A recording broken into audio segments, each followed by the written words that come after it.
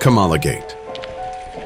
Kamala's deception that doomed dozens of Americans.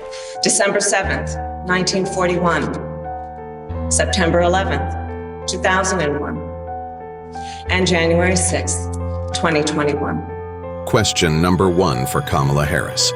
Why did you lie about where you were on January 6th for a full year? As you know, January 6th prosecutors told jurors that you remained within the Capitol building throughout the day. Your false claim that you were at the Capitol allowed prosecutors to charge January 6th defendants with invading a restricted space. But you were not in the Capitol during the riot. Not for a minute, not for a second. Question 2 for Kamala Harris. Why did you tell no one where you really were? We are going to the Capitol, where our problems are. It's that direction.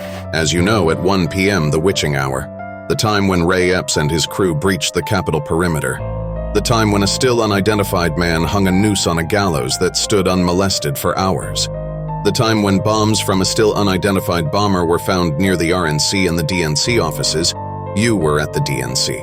Multiple sources now reveal that she was inside the DNC for nearly 2 hours before it was found. You were within 20 feet of a supposedly viable bomb. You narrowly avoided assassination. But you said nothing? Not until a year later, on January 6, 2022, did you admit, in fact, you were not at the Capitol. The gates of the Capitol were breached. I had left. But you still will not admit you were at the DNC. Why not? There are only 2 good answers, Kamala Harris. One is that you wanted to see the protesters punished even if it meant concealing evidence. The second, more likely, is that admitting your presence at the DNC would call attention to a no longer needed bomb plot to frame President Trump. Did someone tell you to keep your mouth shut?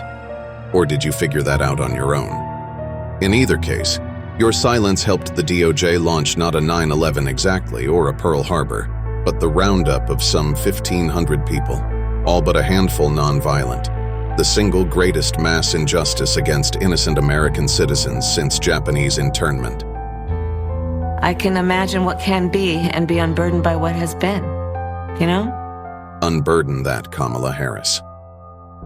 Please see Ashley, The Untold Story of the Women of January 6.